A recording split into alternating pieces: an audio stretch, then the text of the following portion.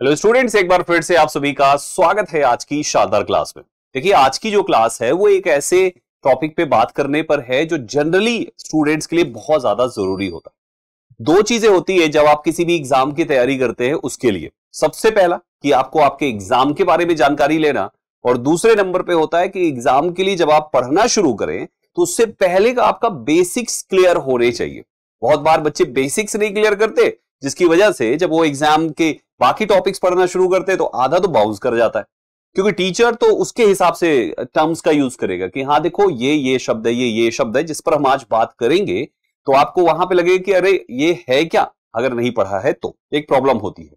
प्यारे साथियों, अगर आप एसएससी के किसी एग्जाम की तैयारी कर रहे हैं, किसी भी एग्जाम की, बहुत सारे एग्जाम्स हैं, तो सबसे पहली बात तो आप ये जान लीजिए कि एसएससी में इंग्लिश का जो सिलेबस है, कोई भी एग्जाम हो, चाहे 10th लेवल हो, 12th लेवल हो या ग्रेजुएशन लेवल हो, हर एक के लिए इंग्लिश का जो सिलेबस है वो सबका सेम है बच्चे, एकदम सेम टू सेम है। केवल डिफिकल्टी लेवल अलग है। थोड़ा सा डिफिकल्टी लेवल अलग होने का मतलब है कि 10th लेवल में थोड़े आसान से क्वेश्चंस होंगे, 12th लेवल में मॉडरेट लेवल होंगे, और ग्रेजुएशन लेवल में हाई लेवल के क्वेश्चंस हो जाते हैं। मॉडरेट टू हाई कह सकते हैं दोस्तों। इवन प्रीलिम्स में तो आसान होंगे, लेकिन मेंस में थोड़ा ठीक ठाक क्वेश्चंस आते हैं, अच्छे खासे क्वेश्चंस आते हैं दोस्तों। आज के इस वीडियो में हम आपको पूरा का पूरा आगे का रोड मैप बना के देंगे, और ना केवल रोड मैप बनाएंगे बल्कि आगे आपको क्लासेस भी प्रोवाइड करेंगे, जिससे आपको काफी हेल्प होगी अपने एसएससी के किसी भी एग्जाम को क्रैक करने के लिए। राइट, तो बड़े ध्यान से एक एक चीज को मेरे साथ पढ़ते चलिएगा दोस्तों। मेरा नाम है संदीप के सरवानी, फैकल्टी ऑफ इंग्लिश सिंस 2011 दोस्तों।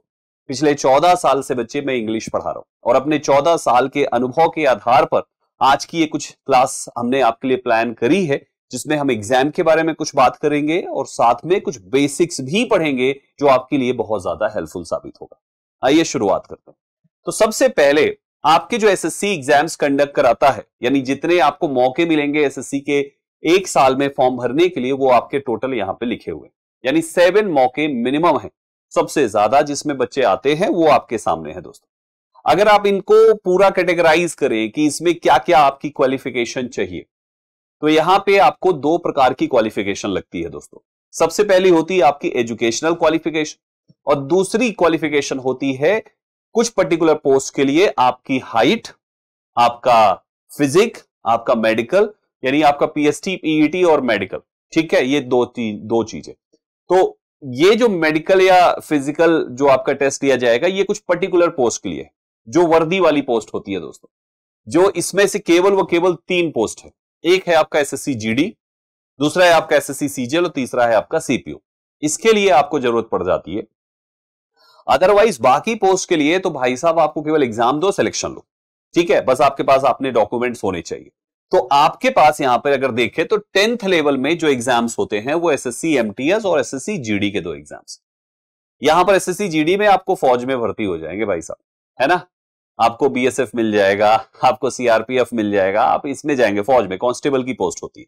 और एमटीएस में आपको ऑफिशियल वर्क हो जाता है। ऐसे ही सीएचएसएल में भी आपको ऑफिशियल वर्क मिल जाएगा। स्टेनो में आपको टाइपिंग वगैरह का काम मिल जाता है।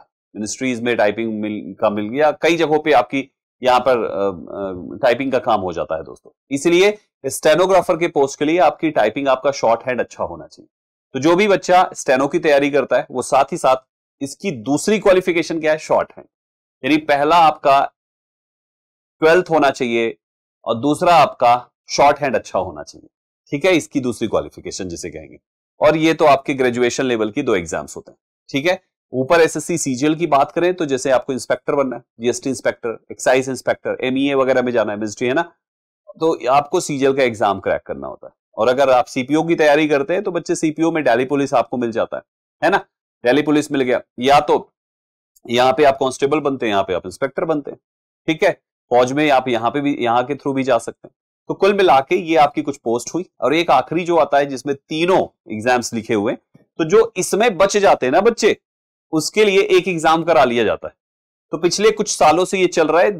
12 फेजेस में ये एग्जाम हो चुका है, 12 फेजेस में हो चुका है। इस बार सिलेक्शन पोस्ट का फेज 13 है बच्चे। राइट, 12 फेजेस कंप्लीट हो चुके हैं। 13th नंबर फेज आप 2025 के इस ईयर आप देने वाले। तो कुल मिला के ये आपके सारे एग्जाम्स हैं जिनकी आप तैयारी करते हैं।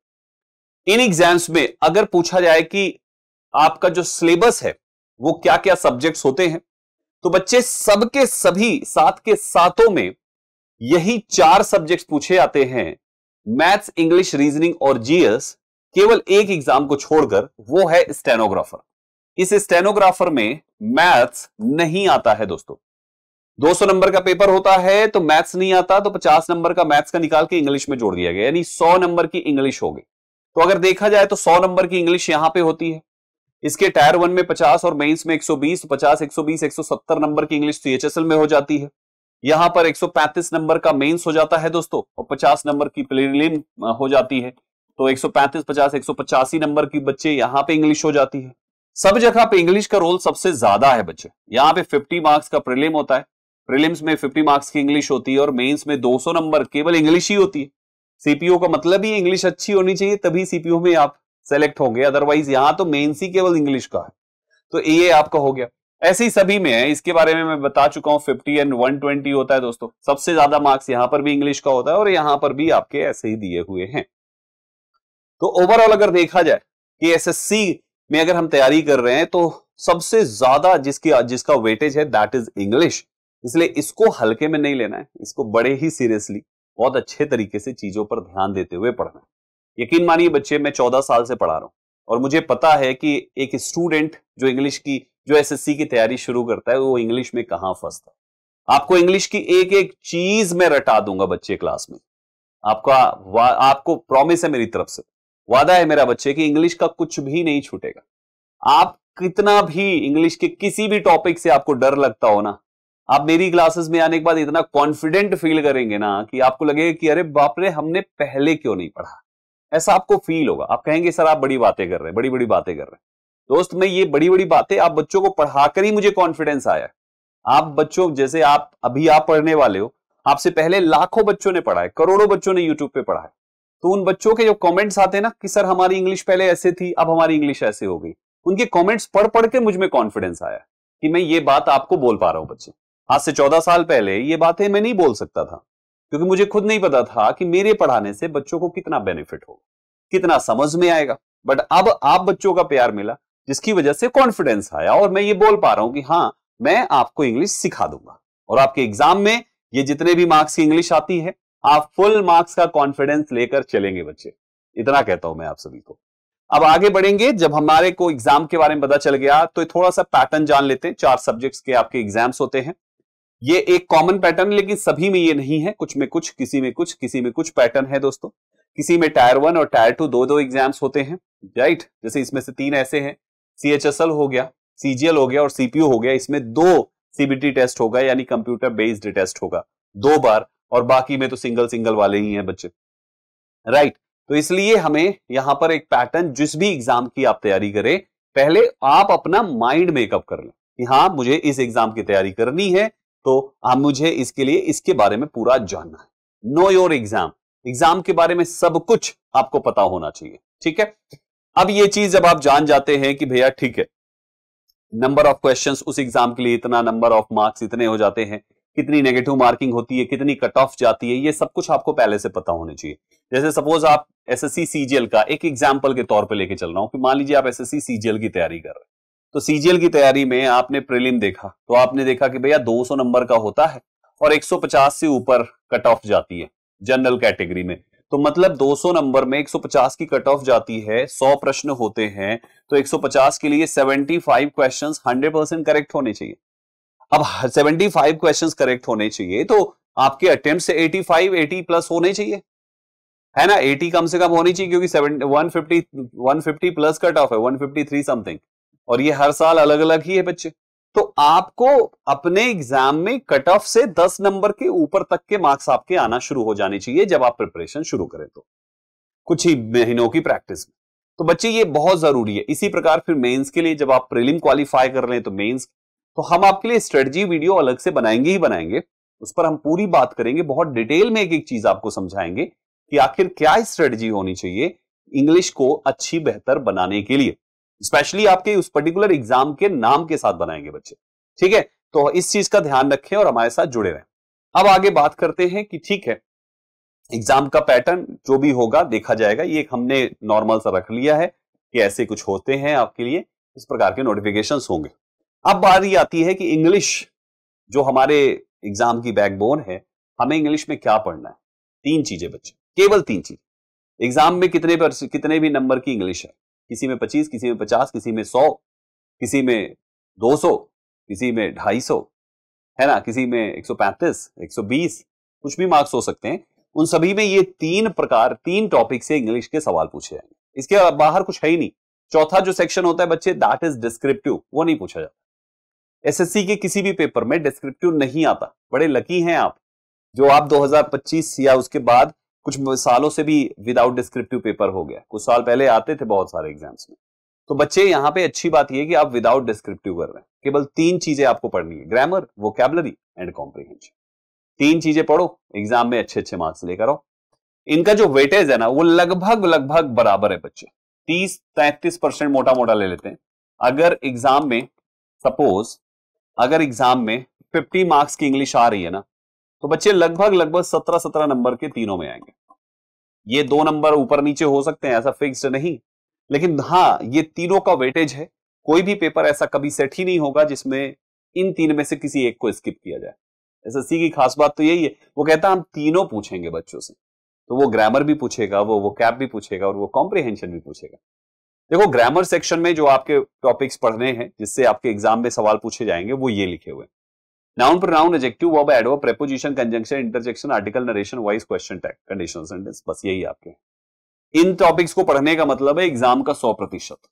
एसएससी एग्जाम का, मैं अदर एग्जाम्स की बात नहीं कर रहा बच्चे, क्योंकि अदर एग्जाम्स में अगर आप जाएंगे, जैसे टीचिंग वगैरह के एग्जाम्स में जाएंगे, तो उसमें ये कुछ टॉपिक्स और ऐड हो जाते हैं। अभी आपको क्या ध्यान देना है, केवल इतने टॉपिक्स आपको पढ़ने हैं बच्चे, ठीक है। ये लिमिटेड टॉपिक्स, मात्र इतने टॉपिक्स पढ़ो, सरकारी नौकरी ले लो भाई साहब। है कि नहीं ग्रामर का। बच्चे इन टॉपिक्स की मदद से आपके एग्जाम में जो सवाल पूछे जाएंगे वो एरर डिटेक्शन के होंगे, वो सेंटेंस इंप्रूवमेंट के होंगे। थोड़ी बहुत हेल्प आपको मिलेगी दोस्तों इन्हीं टॉपिक्स से क्लोज टेस्ट करने में। ये क्लोज टेस्ट क्या होता है हम आगे बताएंगे। ये फिल इन द ब्लैंक करने में आपको इन्हीं सभी टॉपिक्स में 2 टॉपिक आपका, एक नरेशन और एक वॉइस, ये 2 और टॉपिक्स हैं दोस्तों। नरेशन जिसको डायरेक्ट इनडायरेक्ट स्पीच कहते हैं, आपने नाम हो सकता है सुना हो, और वॉइस जिसको हम एक्टिव पैसिव वॉइस कहते हैं। तो जनरली ये आपके 6 टॉपिक्स हैं जो ग्रामर से बने होते हैं दोस्तों। इन्हीं 6 टॉपिक्स के ग्रामर के सारे सवाल, मतलब 1/3 में ये 6 प्रकार के सवाल पूछे जाएंगे, राइट। ग्रामर के इन टॉपिक्स को जब मैं आपको पढ़ाऊंगा ना बच्चे, हो सकता है अभी तक आपसे, क्योंकि बहुत बार बच्चे जो पहले से कुछ पढ़ाई किए होते हैं वो कहते हैं कि सर हमने तो ग्रामर के सारे टॉपिक्स कंप्लीट कर लिए, लेकिन सर जब हम एरर खोजने बैठते हैं ना तो सर एरर नहीं मिल पाती, पता नहीं क्यों। तो मैं उनसे सवाल पूछता हूं कि अगर एरर नहीं मिलती तो उसके बाद क्या करते हो। तो बच्चा कहते हैं सर उसके बाद क्या, उसके बाद आंसर चेक करते हैं। तो आंसर देखने के बाद कैसा महसूस होता है, आंसर देखने के बाद तो लगता है सर ये तो बड़ी आसान सी एरर थी, ये कॉन्सेप्ट भी आता था तो भी एरर क्यों नहीं कर पाए सर। मतलब कॉन्सेप्ट पता था, एक्सप्लेनेशन देखने के बाद, उसके पहले तो आंसर ही नहीं मिल पा रहा था। ये जो भी दिक्कतें हैं ना, इस तरीके की दिक्कतें, या तो कॉन्सेप्ट ही नया था आपके लिए, ये सारी दिक्कतें आप मुझ पे छोड़ दो बच्चे। मैं अपने 14 साल के अनुभव के आधार पे मैं इस बात को आप सभी को बताता हूं कि आपको इंग्लिश सेक्शन में इतना भी दिक्कत नहीं होगा। कोई भी, चाहे वो ग्रामर हो, चाहे वो वोकैबुलरी में आपके synonyms, antonyms, idioms and phrases, one word substitution हो, कुछ भी हो, या कॉम्प्रिहेंशन पार्ट पे आपके रीडिंग कॉम्प्रिहेंशन, क्लोज टेस्ट या पैरा जंबल, आप सब में मास्टर होंगे। ये वादा है आपके संदीप केसरवानी सर का, राइट। बस आपको भरोसे के साथ जुड़ के पढ़ाई करना है। तो यहां पे जो पहला सेक्शन जो 1/3 मार्क्स लेके बैठा है वो है आपका ग्रामर सेक्शन, जो हमें ये पढ़ने होते हैं। इसके बाद दूसरे नंबर पे वोकैबुलरी, जिसमें 5 प्रकार से सवाल पूछे जाएंगे। एक आपका स्पेलिंग टेस्ट वाला भी पार्ट हो जाता है। ये 5 प्रकार से वोकैबुलरी बेस्ड सवाल होते हैं, लगभग 17 नंबर जो मैंने आपको बताया। 17, अगर एक प्रश्न 2 नंबर का है तो 8 प्रश्न, लगभग 8 से 9 प्रश्न इन्हीं सबसे पूछ लिया जाता है दोस्तों। तो ये काफी इंपॉर्टेंट है। अब वोकैबुलरी को लेकर मैंने बहुत बार सुना है बच्चों से कि सर वोकैब याद ही नहीं होती है सर, या तो जो याद हो जाती है वो भूल जाती है। आप मुझ पे छोड़ दो, अपने इस भाई पे छोड़ दो, ट्रस्ट भी मेरे बच्चों, मैं गारंटी के साथ कहता हूं, वोकैबुलरी याद कराने की कुछ ऐसी कला है अपने पास कि एक एक वोकैब 100% याद होगी और जिंदगी में कभी भूलेगी नहीं दोस्तों। ये मेरा वादा है बच्चे, एक एक वोकैब 100% याद होगी और जिंदगी में कभी भूलेगी नहीं। तो एसएससी की वोकैबुलरी का कुछ एक पर्टिकुलर दायरा है। दुनिया में वोकैबुलरी की करोड़ों में वोकैब है बच्चे, आपको डिक्शनरी उठा के रट्टा नहीं मारना है। लिमिटेड वोकैब है, 2 से 3,000, मैक्सिमम 5,000, उतना कर लो। 99% वोकैबुलरी उतने से ही पूछी जाती है, तो आप उसकी टेंशन मत लीजिए, हम हैं आपके साथ। सब्स्टिट्यूशन हो, चाहे आपका इडियम्स हो या सिनोनिम एंटोनिम स्पेलिंग टेस्ट हो, इन सभी पर काम किया जाएगा और अच्छे से वोकैबुलरी को बेहतर बनाया जाएगा। अपने mnemonics technique, root word vocabulary, root word के थ्रू जो वोकैब याद कराई जाती है। इसके अलावा और भी बहुत सारे मेथड है जिससे वोकैबुलरी को बेहतर बनाया जा सकता है। उन सभी चीजों पे बात किया जाएगा और एक एक शब्द आपकी जुबान पे रटा के छोड़ेंगे बच्चे, ठीक है। तो ये दूसरे नंबर पे आपका वोकैबुलरी सेक्शन होता है जो 1/3 मार्क्स लेके बैठा है आपके एग्जाम का, और तीसरा 1/3 मार्क्स आपके कॉम्प्रिहेंशन में जाता है, जिसमें रीडिंग कॉम्प्रिहेंशन, क्लोज टेस्ट और पैरा जंबल आते हैं। आपके जो कुछ ऐसे एग्जाम्स जिसमें 2 एग्जाम्स होते हैं, प्रीलिम और मेंस, तो उसके प्रीलिम में 95% चांसेस होते हैं कि क्लोज टेस्ट और पैरा जंबल आए, मेंस में ये तीनों आए। मतलब ऐसा देखा गया है कि रीडिंग कॉम्प्रिहेंशन जो है वो प्रीलिम में, जैसे लास्ट ईयर अगर मैं एसएससी सीजीएल की बात कर लूं, तो लास्ट ईयर एसएससी सीजीएल के प्रीलिम में उठा के 36 सेट देख डालिए बच्चे, तो उसमें किसी में रीडिंग कॉम्प्रिहेंशन है ही नहीं। मेंस में शायद एक आध में हो या नहीं भी हो, 36 सेट हुए बच्चे, जबकि मेंस में अगर देखोगे तो सभी में। तो इस तरीके से ये हमारा एक तरीके से ये कह लीजिए कि मेंस का ही हिस्सा हो जाता है, राइट। लेकिन ऐसा लिखा नहीं है कहीं पर भी कि प्रीलिम में नहीं आएगा। एग्जामिनर के मूड पे है, उसको 25 ही प्रश्न में सब पूछना था, तो सोचा इसको नहीं इसी को पूछ लेते, ऐसा सेट किया उसने, राइट। सो बच्चे हमें इन चीजों पर भी पूरा बात करेंगे, एक एक चीज समझाएंगे, करने के तरीके समझाएंगे, उंगली पकड़ के चलना सिखाएंगे बच्चे। इंग्लिश का एक एक चीज आपको सिखाएंगे, तो आप उसकी टेंशन नहीं लेना, आप बिल्कुल सही जगह पर, सही प्लेटफॉर्म पे और सही टीचर से पढ़ने जा रहे हैं, ठीक है। अब ये तीनों सेक्शन को करने के बाद प्यारे साथियों कुछ बेसिक चीजें होती है जो आपको पता होनी चाहिए, हम उस पर अब बात करने वाले। एक एक चीज जो आगे की पूरी क्लासेस में जिक्र किया जाएगा, जिस पर आगे बात करी जाएगी बच्चे, जिन टर्म्स को यूज किया जाएगा जब क्लास आगे कंटिन्यू होने वाली होगी, तो बच्चे उन शब्दों को बोला जाएगा, तो आपको पहले से पता होनी चाहिए इन शब्दों का मतलब क्या है। आइए बिल्कुल बेसिक से इंग्लिश को पढ़ते हैं बच्चे, बिल्कुल बेसिक से। देखिए, आप जब इंग्लिश पढ़ना शुरू किए हैं पूरी जिंदगी में पहली बार, सोचिए बचपन में जब आपको इंग्लिश से परिचय कराया गया था, तो सबसे पहले आपको क्या पढ़ाया गया था? ऑब्वियसली यही पढ़ाया गया था, और क्या पढ़ाया गया था? ABCDEFGHI JKLM, ये तो सॉन्ग के फॉर्म में हो गया। बच्चे लोग कुछ अलग तरीके से, वो उनकी कुछ अलग ही लिरिक्स है ABCD को लेकर, ABCDEFGHIJKLM, पता नहीं कुछ है, आई डोंट नो, हमारे घर में बच्चे लोग पढ़ा करते हैं। सो बच्चे ये A to Z जो आपकी है, आपने सबसे पहले यही से आपका परिचय हुआ होगा, राइट। आइए शुरू करते हैं। तो हमें A से लेकर Z तक सबसे पहला लिखना आना चाहिए, स्मॉल लेटर, कैपिटल लेटर सब आना चाहिए आपको, ठीक है। ये ध्यान से याद रखिएगा, वो चीज हम नहीं सिखाएंगे। जो इंपॉर्टेंट है मुझे ABCD यहां पर लिखने का, वो ये है कि मैंने कुछ जगहों पर उसके हिंदी प्रोनाउंसिएशन भी लिख रखे हैं बच्चे। जैसे ABCDE के बाद यहां पर लिखा हुआ F, और इसको पढ़ते हैं A फा F, ये ध्यान दीजिए। हम इसे क्या पढ़ेंगे बच्चे? A फा F, हम इसे F पढ़ेंगे, ये ध्यान से देखिए। यानी इसका जो पहला लेटर है वो A है, A। ऐसे FG के बाद यहां पर लिखा H, इसका भी पहला लेटर A है। IJK, इसको हम L पढ़ते हैं, इसका भी पहला हिंदी में A है, इसका पहला A है, इसका भी N का A है। OPQRS, इसका भी पहला A है। TUVWX, X का भी पहला A है। YZ, तो ये आपके सामने A से लेकर Z तक है, ठीक है। अब आप देखेंगे यहां पर कि ये सबके पहले लेटर जो है वो A है, लेकिन मेरे कुछ बच्चे इसको गलत प्रोनाउंस कर जाते हैं। वो F को कुछ भाई मेरे यफ पढ़ लेते हैं, ABCDEFGHIJKLMNOPQR। भैया यल यम यन नहीं करना, it is LMN। Are you getting my point? दोनों में अंतर क्या है? अगर मैं यल कर देता हूं L को, यम कर देता हूं M को, तो क्या बदलाव होगा? बदलाव हो जाएगा दोस्तों इन चीजों का। जब आप उसको एल पढ़ते हैं तो ए आपका इसका हिस्सा है, और जब आप उसको यल पढ़ते हैं तो वो यल आपका या इसका हिस्सा है। पहला लेटर देखना है, दूसरे वाले से नहीं मतलब है। जब आप उसको एल पढ़ते हैं, एम पढ़ते हैं, एन पढ़ते हैं, एफ पढ़ते हैं, एच पढ़ते हैं, तो सबका ए यहां पे आता है। और जब उसको यफ पढ़ते हैं, यच पढ़ते हैं, यल पढ़ते हैं, यम पढ़ते हैं, यक्स पढ़ते हैं, तो वो या में आ जाता है। इन दोनों में बदलाव क्या हुआ? एक है हिंदी का वॉवेल जिसको हम स्वर कहते हैं, दूसरा है कॉन्सोनेंट जिसे हम व्यंजन कहते हैं। इंग्लिश में एक टॉपिक है बच्चे जिसे आर्टिकल्स कहा जाता है।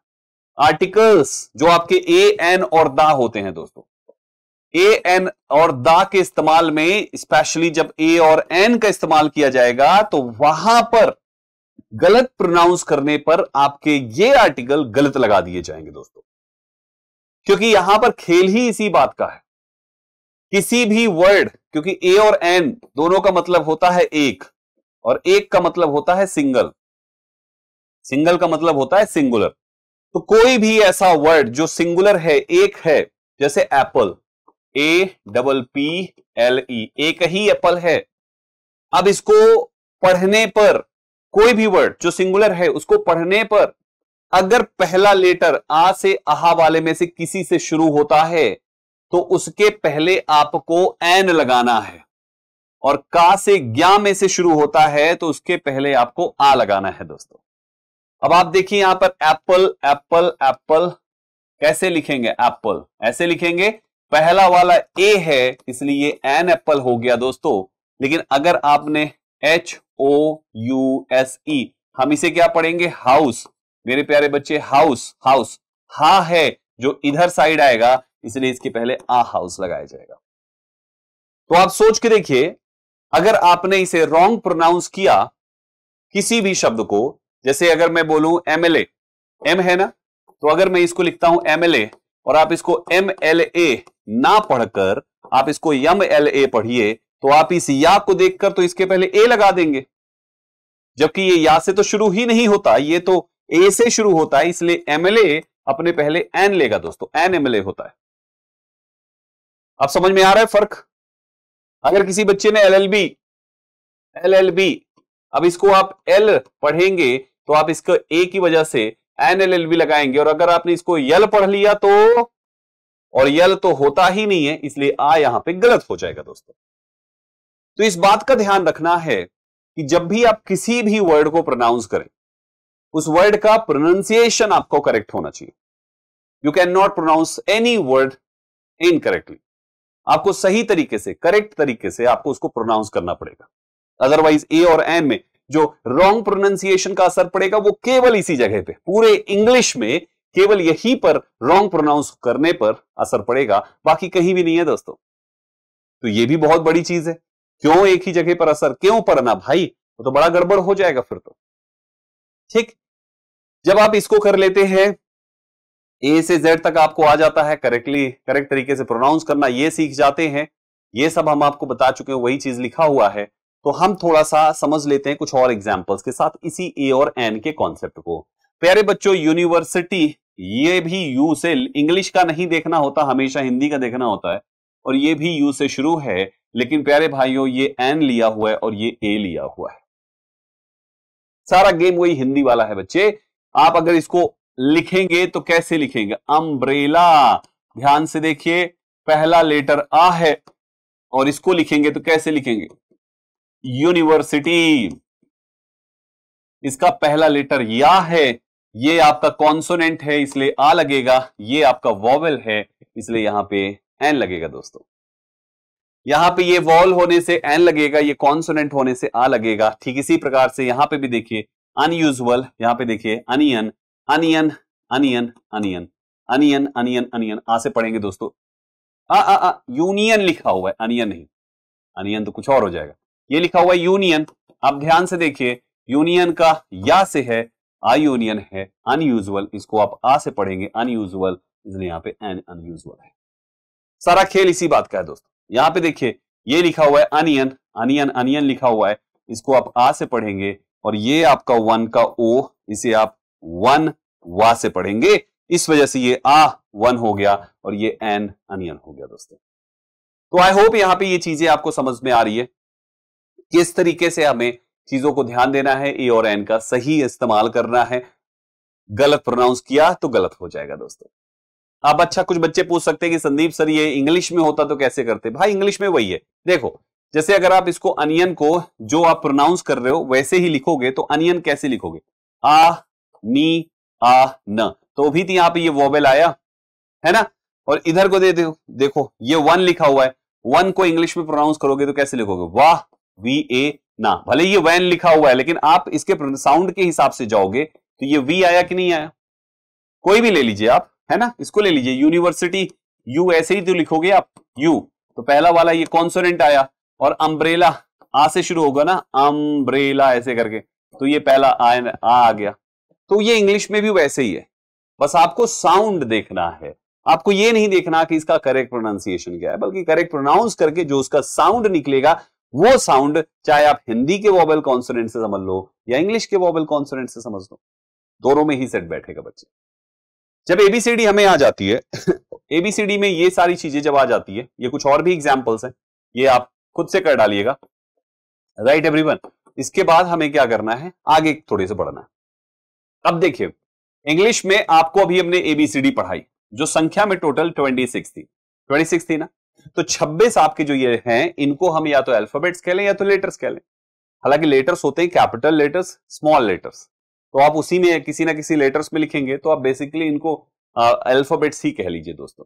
अब ये जो आपके 26 हैं ये अल्फाबेट्स हैं, जिनको दो टुकड़े में बांटा गया, वॉवल्स, जिसको वाउल्स पढ़ेंगे, एंड कॉन्सोनेंट्स दोस्तों।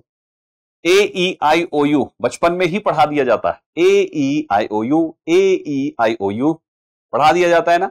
तो ये आपके वॉवल्स होते हैं, और 26 में से जब ये 5 हटा देंगे तो बचेगा 21, वो आपके कॉन्सोनेंट्स हो जाते हैं। ठीक, इनको कहते हैं, ये 5 और 21, इन सबको कहते हैं अल्फाबेट्स। आप स्मॉल में लिखेंगे तो स्मॉल लेटर हो जाएगा, कैपिटल में लिखेंगे तो कैपिटल लेटर हो जाएगा, यानी 2 लेटर होते तो लेटर्स हो गया यहां पे। तो प्यारे साथियों, यहां पे आपका जो पार्ट है वो 26 अल्फाबेट, पूरी दुनिया की सारी इंग्लिश ना इन्हीं 26 से टिकी हुई है दोस्तों, सब कुछ इन्हीं 26 में आ जाता है। जब आप अल्फाबेट एबीसीडी जेड तक सीख जाते हैं तो उसके बाद आपको सीखना होता है सेकंड नंबर पे वर्ड। छोटे बच्चे को यही तो पढ़ाया जाता है, वर्ड क्या होता है। प्यारे साथियों, बड़े ध्यान से समझिएगा, जैसे यहां पे लिखा हुआ है CLASS, CLASS, इसको अगर बोला जाए कि बेटा ये क्या है, तो आप कहोगे सर 1 2 3 4 5 अल्फाबेट्स। 5 अल्फाबेट्स को सर एक साथ ग्रुप बना दिया गया, जिसके बाद उसकी एक मीनिंग है। अब आप ध्यान से समझिएगा, यानी अल्फाबेट्स का ग्रुप हो, मीनिंगफुल, तो उसको ही हम क्या कहते हैं, उसको ही हम वर्ड कहते हैं। वर्ड क्या है दोस्तों? Group of alphabets. अल्फाबेट्स के ग्रुप को हम जब एक मीनिंग दे देते हैं तो वो हमारा वर्ड हो जाता है दोस्तों। डेफिनेशन यही है, group of letters that has meaning is known as word. यानी अल्फाबेट्स लेटर्स के ग्रुप को जब वो मीनिंग हो उसका, तो हम उसे वर्ड कहते हैं। बड़े ध्यान से सुनिएगा, मैंने 2 शब्द बोला, 2 बातें बोली इस डेफिनेशन में। पहला बोला यहां पे ग्रुप ऑफ अल्फाबेट्स, और दूसरा बोला कि वो मीनिंगफुल होनी चाहिए। वर्ड के लिए 2 चीजें मैंडेटरी है मेरे बच्चे। अगर आप कोई भी आपसे पूछे what is a word, word क्या है, तो आपको बोलना है वहां पे कि ग्रुप ऑफ अल्फाबेट्स। अल्फाबेट्स का ग्रुप होना चाहिए, लेटर्स का ग्रुप होना चाहिए, और दूसरा वो मीनिंगफुल होना चाहिए। ये 2 चीजें, 2 ही कंडीशन है दोस्तों। तो आप कहोगे सर अगर मीनिंगफुल नहीं हुआ तो CLASS लिखा हुआ है, अगर मैं CALSS कर दूं तो सेम स्पेलिंग है, देखिए ना, CLASS सेम स्पेलिंग है। क्या ये वर्ड नहीं है? नहीं है, ये है miss spelt word. Miss spelt word, ये आपके एग्जाम में क्वेश्चन पूछा जाता है, मैंने भी दिखाया था वो वोकैबुलरी वाले सेक्शन में बच्चे। Miss spelt word and correctly word, है ना, करेक्टली स्पेल्ट वर्ड। तो ये मिस स्पेल्ट वर्ड है, ये वर्ड नहीं है, ये मिस स्पेल्ट वर्ड है। और आपके मिस स्पेल्ट वर्ड वोकैबुलरी का सेक्शन है, और यहां पे जो आप वर्ड सीख रहे हैं ये ग्रामर का सेक्शन है बच्चे। तो वर्ड क्या हुआ? वर्ड हो गया group of alphabets that makes a complete meaning, group of alphabets that makes a complete meaning, group of alphabets that is meaningful, group of alphabets that is meaningful, group of alphabets that's it. ये हमारा word होता है। तो अगर कोई पूछे कि sir class word है, बुक वर्ड है, पेन वर्ड है, टीवी वर्ड है, कैमरा वर्ड है, एवरीथिंग इज वर्ड। अगर सिंगल नाम ले लिया तो वर्ड नहीं, फिर वो अल्फाबेट है। जैसे आपने आई कह दिया, ये अल्फाबेट है। I am going, I have a pen, I have a pen. तो ध्यान से देखो, ये वर्ड है, ये वर्ड है, ये अल्फाबेट है, ये अल्फाबेट है, क्योंकि सिंगल सिंगल है ना, ग्रुप नहीं बना ना, ग्रुप होना चाहिए वर्ड बनने के लिए दोस्तों। तो वर्ड समझ में आने के बाद दूसरे नंबर पे हमें जो सीखना होता है दैट इज सेंटेंस। सेंटेंस क्या होता है, बहुत ध्यान से फिर समझिए प्यारे साथियों। कोई पूछे सेंटेंस क्या होता है, सेंटेंस वर्ड का बड़ा रूप हो गया, तो इसमें भी वही नियम आएगा। सबसे पहले GROUP, ग्रुप ऑफ वर्ड्स। जैसे वो ग्रुप ऑफ अल्फाबेट्स था, वैसे ये ग्रुप ऑफ वर्ड्स होगा। और दूसरा कंडीशन यहां पर भी वही है, दैट इज मीनिंगफुल होना चाहिए। अब यहां पे मीनिंगफुल ग्रुप ऑफ वर्ड्स होना चाहिए। अल्फाबेट्स को जोड़ के वर्ड बनाया, वर्ड्स को जोड़ के सेंटेंस बनाएंगे। फिर से सुनिए, अल्फाबेट्स को जोड़ के वर्ड बनाया, वर्ड्स को जोड़ के सेंटेंस बनाएंगे। तो वर्ड और सेंटेंस, वर्ड सेंटेंस, वर्ड से सेंटेंस बनता है, वर्ड से सेंटेंस, वर्ड से सेंटेंस, वर्ड से सेंटेंस। तैयारी की हमारे पास यहां पे कोई भी पूछे definition, what is a sentence? Sentence is a group of words that makes it meaningful. Group of words that makes it meaning. देखिए, a group of words that has meaning is known as sentence. Group of words that has meaning, group of words that has meaning. जैसे the cat sits on the mat, हमने words का group बनाया और उसको इस sequence में रखा जो एक मीनिंग दे रहा है, मीनिंगफुल है। आप ध्यान से देखिए, the cat sits on the mat, grammatically इसका मतलब निकल के आ रहा है बिल्ली मैट पर बैठती है। अब इस सेंटेंस को बिल्कुल सही लिखा गया है, तो ये हमारा सेंटेंस है। Group of words makes it meaningful. अगर मैं इसको आगे पीछे कर दूं, मैं लिख दूं इसी सेंटेंस को कुछ अलग तरीके से, जैसे the sits cat on mat the. देखो सब कुछ वही लिखा हुआ है, the cat sits on the mat, same चीज लिखी हुई है, वही 6 वर्ड्स लिखे हुए हैं, लेकिन इसका कोई मतलब नहीं है बच्चे। तो फिर ये क्या है? जब वर्ड की स्पेलिंग गलत होती है, मीनिंगलेस होती है, तो वो मिस स्पेल्ड वर्ड बन जाता है। जब सेंटेंस के वर्ड्स गलत होते हैं, गलत ऑर्डर में लिखे जाते हैं, तो उसको पैरा जंबल्ड कहते हैं। आपने अभी देखा था कॉम्प्रिहेंशन वाले सेक्शन में पैरा जंबल था। तो वोकैबुलरी, जब वर्ड की स्पेलिंग गलत हुई तो वो वर्ड वोकैबुलरी सेक्शन में चला गया। जब यहां पर सेंटेंस के ऑर्डर गलत हो, सेंटेंस में वर्ड्स के ऑर्डर गलत हुए, तो ये पैरा जंबल कॉम्प्रिहेंशन वाले सेक्शन में चला जाएगा। आप पढ़ रहे हैं ग्रामर, गलत कर दिया तो कॉम्प्रिहेंशन लेके चला जाएगा। बोले भैया हम आप पास लाओ, हम इलाज करेंगे इसका, वो ले जाके इलाज करता है इसका। तो सेंटेंस के लिए वर्ड्स का ग्रुप होना चाहिए और साथ ही साथ वो ग्रुप इस ऑर्डर में लिखा हो कि वो मीनिंगफुल हो। इतनी सी कंडीशन और कुछ भी नहीं। Does she likes to read book, does she like to read book, question mark लगा लीजिए। Call the doctor immediately, what a pleasant weather, may you live long. ये 5 टाइप के सेंटेंसेस हमने लिख दिए। जब सेंटेंस को हम जान गए क्या होता है, तो इस सेंटेंस कितने प्रकार के होते हैं, तो टाइप्स ऑफ सेंटेंस में सीखना जरूरी है। क्यों सीखना है टाइप्स ऑफ सेंटेंस मेरे प्यारे बच्चों? टाइप्स ऑफ सेंटेंस में 5 टाइप्स जो आपके हैं, आप आगे पढ़ेंगे एक्टिव वाइज, पैसिव वाइज या डायरेक्ट इनडायरेक्ट स्पीच। ये 2 जगहों पे आपको टाइप्स ऑफ सेंटेंस की जरूरत पड़ेगी और एक जगह और पड़ेगी, दैट इज क्वेश्चन टैग। ये 3 जगहों पे प्यारे बच्चों आपको टाइप्स ऑफ सेंटेंस की जरूरत पड़ेगी, इसलिए टाइप्स ऑफ सेंटेंस आपको आना चाहिए। तो 5 प्रकार के 5 types of sentences are there. पहले का नाम है असर्टिव, दूसरा इंटरोगेटिव, तीसरा इंपेरेटिव, चौथा एक्सक्लेमेटरी और पांचवा, बोलिए बोलिए बोलिए, पांचवा ऑब्जेक्टिव सेंटेंस। बिल्कुल सही। तो ये 5 सेंटेंसेस के टाइप्स होते हैं। आइए एक एक करके सबके बारे में जानते हैं। पहला number assertive sentence. Assertive sentence क्या है? अफर्मेटिव और नेगेटिव स्टेटमेंट जो होते हैं वो असर्टिव सेंटेंस में आते हैं। अफर्मेटिव अर्थात सकारात्मक वाक्य और नेगेटिव अर्थात नकारात्मक वाक्य अफर्मेटिव सेंटेंस का हिस्सा है। कोई भी ऐसा स्टेटमेंट जैसे the sun rises in the east, हमने सकारात्मक बात कही। Birds fly in the sky, सकारात्मक बात कही। ये दोनों ही हमारे असर्टिव हैं। इसमें नकारात्मक बात कह दी तो ये दोनों ही हमारे असर्टिव का ही दूसरा हिस्सा नेगेटिव है। यानी असर्टिव असर्ट करना, अपने स्टेटमेंट को कहना, चाहे सकारात्मक रूप में या तो नकारात्मक रूप में, आप किसी भी तरीके से। जब आप अपने स्टेटमेंट को बोलते हैं सकारात्मक या नकारात्मक, तो वो हमारा स्टेटमेंट असर्टिव स्टेटमेंट हो जाता है, असर्टिव में चला जाता है। क्लियर हो गई इतनी बात। असर्टिव को जानने के बाद दूसरे पे आता है कुछ एग्जाम्पल जो नकारात्मक शब्द के होते हैं। जैसे मैंने यहां पे कहा कि ये शब्द ने इस सेंटेंस को नकारात्मक बनाया, तो क्या नकारात्मक केवल नॉट से ही बनते हैं क्या? तो ऐसा नहीं है, नकारात्मक तो नो लगाने पे भी बन जाएगा। जैसे आपने कहा ही हैज नो मनी, उसके पास पैसे नहीं हैं, तो प्यारे साथियों आपका ये सेंटेंस भी तो नेगेटिव हुआ, यानी असर्टिव का ही हिस्सा हुआ। ही हैज नो मनी, यहां पर भी नकारात्मक बात हो गई। ठीक ऐसे ही नो से, नॉट से, नेवर से, नोवेयर से, नथिंग से, नोबडी से, नो वन से, नन से, नीदर, नॉर, ये सभी शब्द हमारे सेंटेंस को नेगेटिव बना देते हैं। आप यहां पर देखिए मैंने केवल लिटिल लिखा है और फ्यू लिखा है, ये दोनों हमारे नेगेटिव होते हैं, लेकिन इनसे दो शब्द और बनते हैं, आ लिटिल और द लिटिल, ये नेगेटिव नहीं है दोस्तों। ठीक ऐसे ही आ फ्यू और द फ्यू, ये नेगेटिव नहीं है, ये चारों आपके पॉजिटिव है।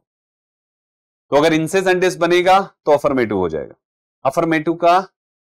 अफर्मेटिव मतलब असर्टिव का पहला वाला, और अगर इन शब्दों से बनेगा तो आपका नेगेटिव हो जाएगा असर्टिव का दूसरा वाला। आगे बात समझ में। तो कुल मिला के आपको पहले पहचानना है असर्टिव सेंटेंस क्या है। एक तो ये पहचान होगी, दूसरी पहचान देखो, जब भी असर्टिव सेंटेंस लिखा जाता है तो सबसे पहले सेंटेंस में जो काम होता है उसके पहले काम करने वाले को लिखते हैं, जिसको इंग्लिश की भाषा में सब्जेक्ट कहा जाता है, और फिर वर्ब बोला जाता है दूसरे वाले को। देखिए यहां पर शी सब्जेक्ट है, इज आपकी वर्ब है। यहां पे देखिए आई सब्जेक्ट है, डू नॉट लव आपकी वर्ब है, यानी डू और लव आपकी ये वर्ब है। यहां देखिए द सन सब्जेक्ट है, राइजेस वर्ब है, बर्ड्स सब्जेक्ट है, फ्लाई वर्ब है, वर्ब यानी कि क्रिया। हम आगे इस पर और डिटेल में भी बात करेंगे आज ही क्लास में, क्योंकि ये बेसिक का पार्ट है। तो आपके सब्जेक्ट और वर्ब से सेंटेंस की शुरुआत होगी और आगे चल के आपको फुल स्टॉप मिलेगा केवल। देखिए फुल स्टॉप, ऐसा एक डॉट, ये पहचान है दोस्तों। आपके ये 5 सेंटेंसेस जो है ना, थोड़ा सा पांचों सेंटेंस को बड़े ध्यान से पढ़िए। इन पांचों सेंटेंस में ये वाले सेक्शन पे थोड़ा ध्यान से पढ़िए। ये असर्टिव था, the cat sits on the mat, ये असर्टिव था। यहां पे देखिए इसमें मैंने लास्ट में क्वेश्चन मार्क लगवाया था, यानी कि ये सवाल पूछ रहा है। जब ऐसा सिंबल लगा हो, ऐसा पंक्चुएशन हो, तो इसको कहते हैं प्रश्न पूछने वाला सेंटेंस। ये इंटरोगेटिव है जो दूसरा वाला है। और इसके अलावा बच्चों बाकी का देखिए थोड़ा ध्यान से, व्हाट अ प्लेजेंट वेदर और मे यू लिव लॉन्ग, इसमें साइन ऑफ एक्सक्लामेशन लगा हुआ है, ऐसे करके देखिए, है ना। तो जिसमें साइन ऑफ एक्सक्लामेशन हो जाता है वो या तो एक्सक्लामेटरी होता है या तो ऑप्टेटिव होता है, जिसके बारे में हम आगे पढ़ेंगे। फुल स्टॉप केवल दो जगह पे आएगा बच्चे, एक होगा आपका असर्टिव सेंटेंस और दूसरा होगा imperative sentence. Assertive sentence subject से शुरू होगा, फिर वर्ब आएगी, इंपरेटिव में सब्जेक्ट ही नहीं होगा। ये देखिए सीधा वर्ब से शुरू कर दिया, राइट। तो आखिरी का फुल स्टॉप देखोगे दो ही जगह पे फुल स्टॉप आएगा, और शुरुआत में सब्जेक्ट हो तो असर्टिव, सब्जेक्ट ना हो तो इंपरेटिव सेंटेंस। आसान हो गया। देखो आगे बढ़ेंगे दोस्तों। असर्टिव सीखने के बाद दूसरे नंबर पे इंटरोगेटिव, जिसको हिंदी में हम प्रश्न वाचक वाक्य कहते हैं। और प्रश्न पूछने के लिए हम या तो सेंटेंस को किसी हेल्पिंग वर्ब से शुरू करते हैं। हेल्पिंग वर्ब क्या होती है हम अभी आगे कुछ देर में बताएंगे। हेल्पिंग वर्ब से शुरू करते हैं, या तो किसी WH वर्ड से शुरू करते हैं जो प्रश्न पूछता है, जैसे कि व्हाट, जिसका मतलब होता है क्या, व्हाई क्यों, वेयर कहां, व्हेन कब, विच कौन सा, हुज किसका, हु कौन, whom किसको, ये आपके WH वर्ड्स। ये सवाल पूछते हैं बच्चे, हाउ कैसे, ये सब सवाल पूछते हैं, ये सवाल पूछते हैं। तो जब सेंटेंस इनसे शुरू होके आखिरी में क्वेश्चन मार्क लगाते, ये बड़े ध्यान से सुनिएगा, क्योंकि बहुत सारे ऐसे शब्द होंगे जो इनसे शुरू होंगे लेकिन क्वेश्चन मार्क नहीं होगा। जैसे आपको यहां पे दिखाई देता हूं, आप देखिए यहां पे कहा गया, थोड़ा सा पहले देखिए वर्ड से शुरू है बट आखिरी में क्वेश्चन मार्क देखिए नहीं है। पंक्चुएशन आ गया, पंक्चुएशन आ गया तो एक्सक्लामेटरी सेंटेंस, क्वेश्चन मार्क होता तो इंटरोगेटिव सेंटेंस हो जाता। तो हम थोड़ा सा यहां पे लास्ट के पंक्चुएशन देख के काफी आसान कर सकते हैं अपने लिए। तो इंटरोगेटिव में what is your name, how are you today, why are you late today, है ना, ऐसे करके। Can you help me, do you like pizza, is this your favourite book. ये सब के सब हमारे प्रश्न पूछ रहे हैं, इसलिए प्रश्न वाला लास्ट में सिंबल बना दिया गया जिसको हम इंटरोगेटिव का साइन कहते हैं, और ये इंटरोगेटिव सेंटेंस बना दिया। इंटरोगेटिव सेंटेंस की एक खास बात ये है, चाहे हेल्पिंग वर्ब से शुरू हो या WH वर्ड से शुरू हो, खास बात ये है कि इसमें सब्जेक्ट हमेशा हेल्पिंग वर्ब के बाद आएगा। जैसे आपको अभी हमने बताया असर्टिव सेंटेंस, असर्टिव में सब्जेक्ट पहले वर्ब बाद में था, इसमें वर्ब पहले सब्जेक्ट उसके बाद है। कोई भी सेंटेंस देखिए, योर नेम, ये आपका सब्जेक्ट है, वर्ब पहले हो गया, यू सब्जेक्ट है, वर्ब पहले हो गया, यू सब्जेक्ट है, वर्ब पहले हो गया, यहां पे देखिए यू सब्जेक्ट है, हेल्पिंग वर्ब पहले हो गया, यू सब्जेक्ट है, डू पहले हो गया, दिस इज दिस सब्जेक्ट है, इज पहले हो गया। सभी में सब्जेक्ट हमेशा पहले हो जाता है जब आप इंटरोगेटिव सेंटेंस बनाते हैं। तो दो ही चीज तो है, हेल्पिंग वर्ब को सब्जेक्ट से पहले लिख दो और आखिरी में क्वेश्चन मार्क लगा दो, दैट्स इट। जब वो प्रश्न पूछेगा तो ये दो जरूर रहेगा। तीसरे नंबर पे आपका इंपेरेटिव सेंटेंस। इंपेरेटिव में 5-6 बातें याद रखिए, order, request, suggestion, proposal, prohibition, 5 चीजें। एक दूसरे तरीके से बताता हूं, अगर ऑर्डर है तो आपके सेंटेंस की शुरुआत होगी मेन वर्ब की फर्स्ट फॉर्म से। रिक्वेस्ट है तो आपके सेंटेंस की शुरुआत होगी प्लीज या काइंडली लिखने के बाद फिर फर्स्ट फॉर्म ही रहेगा, इसमें सब्जेक्ट नहीं लिखा जाता। फिर आपका आगे है लेट से शुरू होगा या लेटस से शुरू होगा, डोंट से शुरू होगा या तो नेवर से शुरू होगा। ध्यान रखिएगा किसी में भी सब्जेक्ट नहीं होगा बच्चे, इसमें किसी में भी सब्जेक्ट होगा ही नहीं, ना तो इसमें ना इसमें ना इसमें ना इसमें ना इसमें। ये 5 प्रकार से ही आपके इंपेरेटिव सेंटेंस बनते हैं और ये 5 प्रकार याद रख लीजिए, दिमाग में लॉक कर लीजिए। रिक्वेस्ट के केस में प्लीज या काइंडली आएगा, मना करने प्रोहिबिशन के केस में या तो डोंट से होगा या नेवर से होगा, जैसे never tell a lie, never talk to her, है ना। बाकी आपके सामने 2 लेट से हो गए, एक लेटस और एक लेट्स, ये हो गया, और ये केवल फर्स्ट फॉर्म हो गया। इनको देखते ही लास्ट में फुल स्टॉप सब में होगा बच्चे, देखते ही पहचान जो, हाँ ये तो इंपेरेटिव सेंटेंस है। Order, request, suggestion, proposal and advice, order, request, suggestion, proposal and advice, ये 5 बातें याद रखिए, इन्हीं में सारी बातें आ जाती हैं। ठीक है, प्रोहिबिशन उसी का हिस्सा आ गया एक, चलो प्रोहिबिशन भी डाल दो। आगे बढ़ते हैं, नेक्स्ट है एक्सक्लामेटरी सेंटेंस। एक्सक्लामेटरी सेंटेंस को पहचानना बहुत आसान है। सबसे पहले तो ये साइन ऑफ एक्सक्लामेशन जरूर लेगा, कभी सेंटेंस के लास्ट में लेगा तो कभी कुछ वर्ड लिख के डायरेक्ट बाद ले लेगा, जरूरी नहीं कि सेंटेंस के लास्ट में आए। जैसे एक एग्जांपल लिख देते हैं, hurrah we won the match, हमने मैच जीता। अभी अभी आप लोगों ने देखा होगा कुछ दिन पहले, तो आप ये मत देखने लगना यहां पे सर लास्ट में तो फुल स्टॉप है, सब्जेक्ट वर्ब लिखा हुआ है, तो ये तो असर्टिव हो गया। हाँ असर्टिव होता अगर हुर्रा इसके साथ नहीं होता। आपने हुर्रा लिख के साइन ऑफ एक्सक्लेमेशन लगा दिया, इसको इंटरजेक्शन कहते हैं, क्या है बाद में सिखाऊंगा। लेकिन आदमी हुर्रा हुर्रा तभी बोलता है ना जब खुश हो जाता है बहुत ज्यादा, तो यहां पे आपने बोल के खुश होकर इंटरजेक्शन लगा दिया, अब ये एक्सक्लेमेटरी सेंटेंस हो गया। तो प्यारे बच्चे हमेशा ध्यान रखिएगा, एक्सक्लेमेटरी सेंटेंस या तो आखिरी में साइन ऑफ एक्सक्लेमेशन लेगा या तो किसी वर्ड को लगा के बगल में ले लेगा, समझ जाइए वो एक्सक्लेमेटरी है। पहचान हो गई ना, देखते ही तुरंत, बस पहचान ही करना है, बाकी फिर रूल्स आपका संभाल लेगा, डायरेक्ट इनडायरेक्ट आपको पढ़ाएंगे। फिर अगला 5वें पे आता है ऑप्टेटिव सेंटेंस। 4 बातें याद रखिएगा, bless, curse, wish and god से प्रे। जब ये भाव आते हैं तो आप उसको ऑप्टेटिव सेंटेंस बोलते हैं दोस्तों। कहीं पर भी ब्लेस हो, कर्स हो, विश हो या तो प्रे हो ईश्वर से, तो आपका वो ऑप्टेटिव सेंटेंस होता है। आपको दिखेगा ऑप्टेटिव कई तरीके से, बट मोस्टली ये मे से शुरू होगा, बट आखिरी में प्रश्न वाला सिंबल नहीं, साइन ऑफ एक्सक्लेमेशन होगा। अगर प्रश्न वाला हुआ, जैसे साइड में लिख देता हूं, जैसे आपने कहा, आप क्लासरूम में पूछते ना ऐसे, मे I come in sir, may I come in sir, ऐसे बोलते हो ना, तो ये आखिरी में क्वेश्चन मार्क, क्योंकि आप इसमें प्रश्न कर रहे हो, तो ये आपके इंटरोगेटिव सेंटेंस है। और यहां पे मे से शुरू है, may you have a wonderful birthday. क्या कोई प्रश्न पूछा, आपका बर्थडे वंडरफुल हो, क्या प्रश्न पूछा मैंने, नहीं पूछा ना, तो ये आपका ऑप्टेटिव सेंटेंस है। ठीक इसी प्रकार से कुछ और भी एग्जांपल्स हैं। तो ऐसे करके हमें हमारे 5 सेंटेंसेस याद रखने। असर्टिव, इंटरोगेटिव, एक्सक्लामेटरी, ऑप्टेटिव और इंपेरेटिव। ये 5 सेंटेंसेस आपको ध्यान रखने हैं। आगे इन 5 सेंटेंसेस को यूज किया जाएगा जब वो 3 टॉपिक्स पढ़ाए जाएंगे, direct, indirect, active voice, passive voice और क्वेश्चन टैग। 3 जगह बस जरूरत पड़ेगी। जब हम 5 सेंटेंस को पढ़ लेते हैं तो अब थोड़ा सा डिफरेंसेस को समझते हैं। जो डोंट से शुरू है, लेकिन आप ध्यान से देखिए, they don't talk to me, ये सेंटेंस हमारा कौन सा है? They don't talk to me subject के साथ हेल्पिंग वर्ब है, तो ये हमारा असर्टिव सेंटेंस है। और डोंट टॉक टू मी इसमें सब्जेक्ट नहीं है, तो ये हमारा इंपेरेटिव सेंटेंस है। चलो दूसरे का बताओ, what are you doing and what a fine weather. एक में क्वेश्चन मार्क, एक में साइन ऑफ एक्सक्लामेशन। ये हो गया एक्सक्लामेटरी और ये हो गया, दोनों ही व्हाट से शुरू है।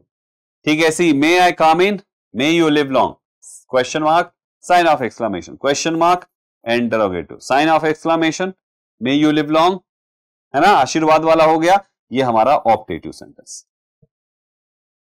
तो इस तरीके से आपको डिफरेंसेस पता होनी चाहिए। आई होप अब पता हो गया। चलो आगे बढ़ते हैं बच्चे। हमने एक टर्म यूज किया अभी कुछ देर पहले ही, दैट वाज सब्जेक्ट। सब्जेक्ट क्या होता है, बड़े ध्यान से सुनिएगा। ये सब ऐसे टर्म्स है जिसको आप पूरे बैच में मेरे साथ पढ़ेंगे। सब्जेक्ट को हिंदी में हम कर्ता कहते हैं। कर्ता वो होता है जो सेंटेंस में दिए गए काम को करेगा। ठीक है, जैसे घर में काम होता है, ऑफिस में काम होता है, स्कूल में काम होता है, कोचिंग में काम होता है, ठीक उसी प्रकार से सेंटेंस में भी काम होता है जिसको हम वर्ब कहते हैं। तो सेंटेंस के वर्ब को जो करेगा, जैसे प्ले आपने लिख दिया तो कोई ना कोई तो खेलेगा ना भाई, डांस लिख दिया कोई ना कोई तो नाचेगा ना, है ना, आपने सिंग लिख दिया तो कोई ना कोई तो गाएगा ना। काम कोई भी हो, जो करेगा उसी को सब्जेक्ट कहा जाता है। तो किताबी भाषा में the word that performs the action is a subject. Sentence का वो हिस्सा, वो वर्ड जो एक्शन को परफॉर्म करेगा, यानी एक्शन दैट इज काम, जो काम को करेगा उसी को सब्जेक्ट कहते हैं। जैसे she reads books every day, तो बच्चे यहां पर पढ़ना ये काम है, ये वर्ब है आपकी। और कौन पढ़ता है, सवाल कौन से पूछेंगे तो सब्जेक्ट मिल जाएगा, कौन, तो आपका आंसर है शी, ये सब्जेक्ट है। आई विल कॉल यू, मैं कॉल करूंगा, कौन कॉल करेगा, कौन कॉल, आई, ये सब्जेक्ट है। Why are you so upset, कौन अपसेट, कौन अपसेट, कौन अपसेट, तो यू, ये सब्जेक्ट है। डू यू लव मी, कौन लव मी, कौन लव यू, तो इससे पूछा जा रहा है, तो ये सब्जेक्ट है। तो इस तरीके से आप अपने सब्जेक्ट को आइडेंटिफाई करिए। आसान तरीका है, कौन से सवाल पूछे, कौन से सेंटेंस की दी हुई वर्ब के साथ सवाल पूछे, जो जवाब आएगा वही आपका आंसर है। That's your subject. देखो अलग अलग केस है, जैसे अफर्मेटिव सेंटेंस होगा असर्टिव वाला, जैसे तो असर्टिव वाले में सब्जेक्ट पहले होगा वर्ब से। जब यही इंटरोगेटिव होगा, ये असर्टिव का हो गया, जब यही इंटरोगेटिव होगा तो इसमें सब्जेक्ट किधर होगा, वर्ब पहले हो जाएगा, सब्जेक्ट बाद में चला जाएगा। तो कुल मिला के सेंटेंस के हिसाब से सब्जेक्ट बदलेगा, लेकिन जब आप सवाल पूछेंगे तो जवाब में आपको सब्जेक्ट ही आएगा दोस्तों। तो काफी इजी हो जाता है, बहुत इजी हो जाता है आपको इस तरीके से अपना सब्जेक्ट फाइंड करना। ठीक है, सेकेंड नंबर पे वर्ब है, यानी वही सब्जेक्ट जो काम को करेगा उसी को वर्ब कहते हैं। जैसे सूरज राइज होता है, ये काम है, ये आपकी वर्ब है। शीख ने कंप्लीट किया, कंप्लीट करना एक वर्ब है। कैट आर, कैट्स हैं, ये एक वर्ब है। इंजॉय करना, ये एक वर्ब है। स्टार्ट्स, स्टार्ट होना, ये भी एक वर्ब है। और ये सब पहले वाले क्या है, सब्जेक्ट है दोस्तों। तो इस तरीके से हम हमारी वर्ब्स को पता कर लेते हैं। मेरे प्यारे बच्चे, वर्ब 2 प्रकार की होती है, बड़े ध्यान से सुनना, अब कहानी यहीं से मजेदार है। 2 प्रकार की वर्ब्स होगी, एक का नाम होगा हेल्पिंग वर्ब और दूसरे का नाम होगा मेन वर्ब। जो मेन वर्ब की संख्या है वो 5 फॉर्म्स में है, अभी हम आगे बात करेंगे। थोड़ी हेल्पिंग वर्ब के बारे में चर्चा कर लेते हैं। ये लिमिटेड है, कुल 24 है गिनती में। इधर गिनोगे ये आपकी आएगी दोस्तों कितनी, 5 3 8 3 11, और इधर आएगी दोस्तों 13। 13 और 11 24, कुल 24 है ही है। आप केवल इनको याद कर लेना। क्या है भाई, कुछ नहीं, is am are was were, do does did, has have had, इधर को आपका will shall can could may might, may will would shall should can could may might must need dare ought to used to, हो गया 13। तो ये आपकी 13 इधर और 11 इधर, ये 24 गिनती की है यार, 24 तो कुछ है ही नहीं। इनकी एक्चुअली जरूरत पड़ेगी आपको जब आपको टेंस पढ़ाया जाएगा, और टेंस एक बहुत ही इंपॉर्टेंट चैप्टर है आपकी इंग्लिश का दोस्तों। तो संख्या 24 कुल है ये है, is am are was were, has have had, do does did, फिर उसके बाद will would can could shall should will may might must need dare ought to used to, बस हो गया खत्म। कितना आसान है याद रखना, जैसे मैंने किया है आप भी 4 6 10 बार पढ़ोगे याद हो जाएगा, केवल इतनी ही है हेल्पिंग वर्ब। ठीक है, ये हेल्पिंग वर्ब। इनका काम क्या है? इनका काम है अपने साथ मेन वर्ब की फॉर्म बताना। जैसे अगर कहीं पर इज एम आर लग गया, वॉज वर लग गया, तो ये बताती भैया आगे ना मेन वर्ब अगर लिखना तो आईएनजी की फॉर्म में लिख देना। बोले अच्छा, तो is going, am going, are going ऐसे हो गया, वॉज गोइंग, वर गोइंग, समझ गए?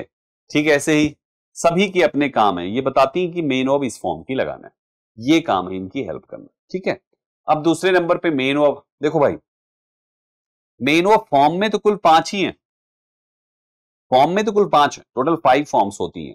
First form, second form, third form. कुछ किताब वाले लिखते हैं फोर्थ फॉर्म, फिफ्थ फॉर्म, पता नहीं क्या लिख देते हैं, लेकिन actually first, second, third, ING and S और एस। आईएनजी आसान भाषा में समझने के लिए आईएनजी और एस और S, first, second, third, ING, S और एस, ये 5 फॉर्म की आपकी मेन वर्ब होती हैं। मेन वर्ब की फॉर्म्स तो लिमिटेड है, 5 हैं, लेकिन मेन वर्ब करोड़ों में है भाई साहब। मेन वर्ब लाखों करोड़ों में है, फॉर्म्स तो केवल 5 हैं, बट मेन वर्ब लाखों करोड़ों में है। समझ गए? तो हमेशा इस बात का ध्यान रखें। अब कुछ एग्जांपल्स है, जैसे गो, ये मेन वर्ब है, प्ले, सिंग, कम मेन वर्ब है। सेकंड फॉर्म ये हो जाती है, गो से वेंट बन गया, फिर गो का थर्ड फॉर्म गॉन हो गया, आईएनजी गोइंग हो गया, सॉरी यस गोज हो गया। आप एक चीज नोटिस करिए, आपकी मेन वर्ब की फर्स्ट फॉर्म से ही सेकंड बनता है, फर्स्ट से ही थर्ड बनता है, फर्स्ट में ही आईएनजी लगाते हैं, फर्स्ट में ही एस और एस लगाते हैं। कभी भूलकर भी सेकंड में एस और एस मत लगा दीजिएगा, या थर्ड में आईएनजी मत लगा दीजिएगा, वो गलत हो जाएगा। हमेशा फर्स्ट में से ही सेकंड बनेगा, फर्स्ट से ही थर्ड बनेगा, फर्स्ट में ही आईएनजी लगेगा, फर्स्ट में ही एस और एस लगेगा। कोई भी देख लीजिए, यहां पे जैसे प्ले है, ये प्लेड, प्लेड हुआ, इसी प्ले में आईएनजी लगाया गया, इसी प्ले में एस लगाया गया। कोई भी ले लीजिए, सिंग है, सिंग, सेंग, संग हो गया, इसी सिंग में आईएनजी लगाया गया, इसी सिंग में एस लगाया गया। देखिए, कम, केम, कम हो गया, फिर इसी कम में आईएनजी लगाया गया, इसी कम में एस लगाया गया। तो आप हमेशा फर्स्ट फॉर्म की ही बाकी फॉर्म, फर्स्ट फॉर्म से ही बाकी फॉर्म्स बनाते हैं, कभी भी दूसरे फॉर्म में मत लगा दीजिएगा। एग्जाम में बहुत बार ऐसा आता है, जैसे मान लीजिए वेंट है तो लिख देगा वेंट, आईएनजी, वेंटिंग। वेंटिंग थोड़ी हो जाएगा, गोइंग होता है ना, वेंटिंग नहीं होगा, तो ये गलत आप तुरंत जान जाना है ना। WENTS, वेंट्स लगा देंगे। बोले एस और ES फॉर्म बनानी है, अरे भाई नहीं बनानी है, तो तुम्हारा सेकंड फॉर्म है, गलत है इसके साथ। हमेशा ध्यान रखें इस बात का। ठीक है, आगे बात समझ में, चलो आगे बढ़ो। एक तीसरा टर्म यूज किया जाएगा दोस्तों आपको आगे, दैट इज ऑब्जेक्ट। ऑब्जेक्ट क्या होता है समझिए। देखो, एक सब्जेक्ट पता चल गया, एक वर्ब पता चल गया। अब ये सब्जेक्ट के द्वारा किया जाने वाला ये काम है। जैसे मान लीजिए कोई रोहन है, रोहन क्या कर रहा है, मान लीजिए पढ़ा रहा है, टीच कर रहा है। ठीक है, अब रोहन टीचर्स, लेकिन टीच किसको कर रहा है? तो ये काम जिसके ऊपर किया जाएगा उसी को कहा जाता है ऑब्जेक्ट। जिसके ऊपर काम किया, जैसे रोहन टीचर्स सोहन, तो ये सोहन आपके सेंटेंस का ऑब्जेक्ट है।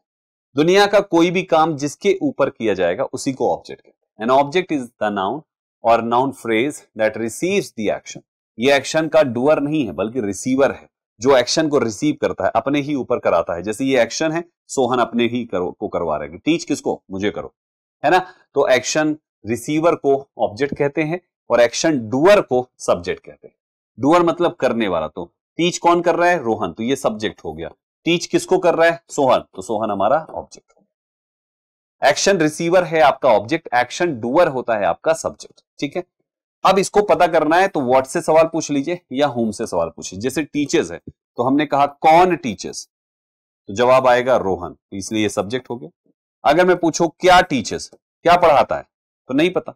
किसको पढ़ाता है, अब हुम से सवाल पूछे ना, किसको पढ़ाता है, तो किसको का जवाब है सोहन, यानी हुम का आंसर है। व्हाट क्या एंड हुम किसको।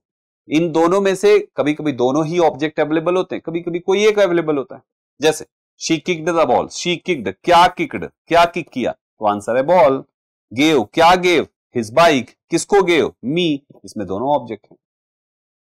आगे बात समझ में, बहुत जरूरी है बच्चे, इसको अच्छे से पता होनी चाहिए, बिकॉज आपका जो टॉपिक, एक टॉपिक है एक्टिव वाइज पैसिव वाइज, उस टॉपिक में ऑब्जेक्ट को बहुत ज्यादा, ऑब्जेक्ट का रोल है। अगर ऑब्जेक्ट नहीं पता है पहचानना तो आपके लिए एक्टिव पैसिव सीखना मुश्किल हो जाएगा।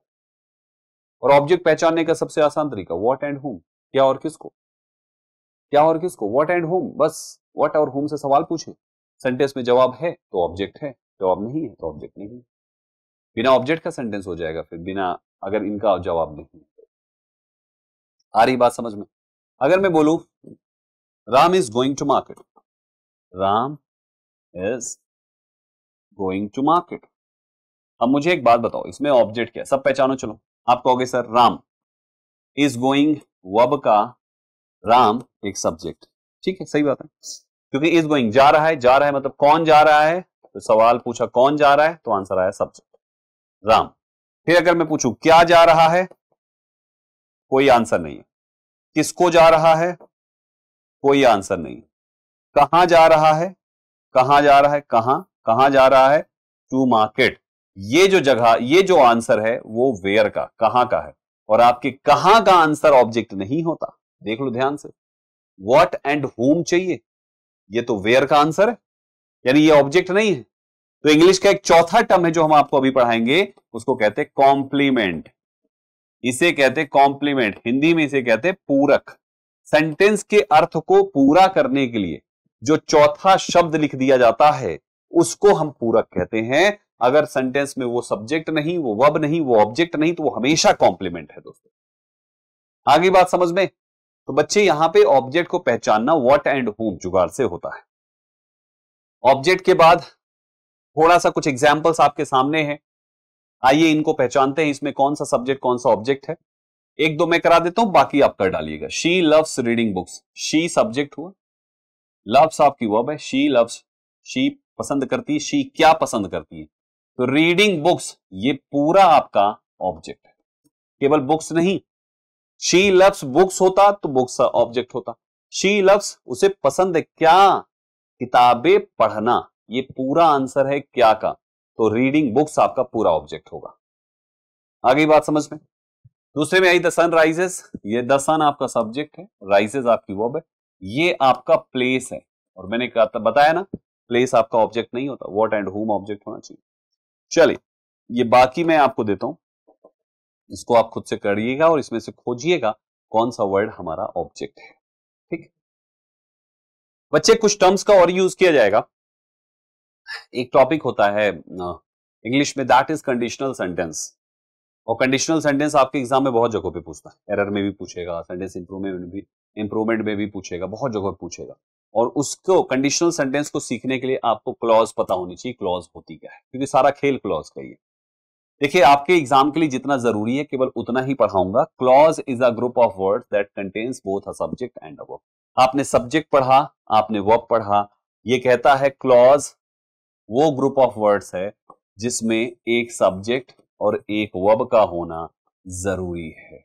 जिसमें ये होते हैं ना, उसी को क्लॉज कहा जाता है। ये क्लॉज, सब्जेक्ट और वर्ब होना मैंडेटरी है दोस्तों।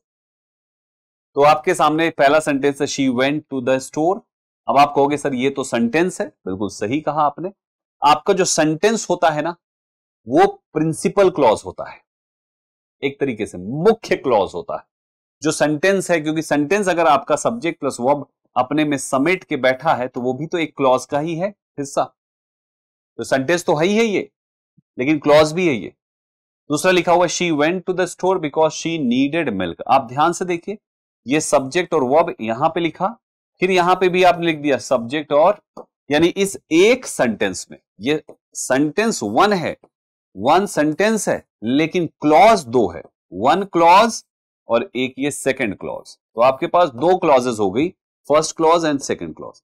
एक ही सेंटेंस में दो क्लॉजेस हो गई, क्योंकि दो बार सब्जेक्ट वर्ब आया ना। तीसरा, the book that you lent me was fascinating.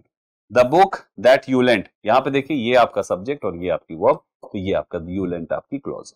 तो क्लॉज होना चाहिए सब्जेक्ट और वर्ब, मैंडेटरी है दोस्तों, सब्जेक्ट वर्ब चाहिए ही चाहिए। कभी कभी सब्जेक्ट एंटीसीडेंट हो जाता है, वो सब हम आगे आपको पढ़ाएंगे, लेकिन अभी इतना जान लीजिए, क्लॉज यानी सब्जेक्ट और वर्ब। और सेंटेंस की जो मुख्य भूमिका अदा करने वाला चीज होता है उसी को हम कहते हैं वर्ब, तो वो मैंडेटरी है। और वर्ब बिना सब्जेक्ट के हो नहीं सकता। एक्शन है तो डूअर तो चाहिए ना, काम है तो कर्ता के बिना कैसे चलेगा काम, है ना। तो बच्चे हमेशा ध्यान रखिए, क्लॉज मतलब सब्जेक्ट एंड वर्ब। एक सेंटेंस में मल्टीपल हो सकते हैं, एक से ज्यादा हो सकते हैं, एक तो रहेगा ही रहेगा, उससे ज्यादा भी हो सकते हैं, ठीक है।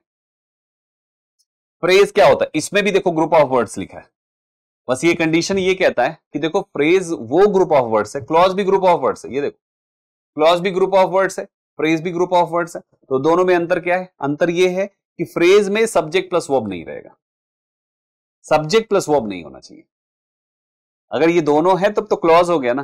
समझाता हूं, दैट वर्क टुगेदर और convey a particular meaning but does not contain both the subject and verb, यानी इसका कोई मतलब तो होगा लेकिन उस सब्जेक्ट और वर्ब के साथ कभी नहीं होगा। जैसे द बिग रेड बॉल, ये देखिए यहां पर एक से ज्यादा वर्ड्स का ग्रुप है और एक मतलब है इसका। हैज बीन स्टडीइंग, एक से ज्यादा वर्ड्स का ग्रुप है लेकिन हमने इसमें हेल्प सब्जेक्ट को नहीं जोड़ा, सब्जेक्ट जोड़ लोगे तो ये आपकी क्लॉज बन जाएगा।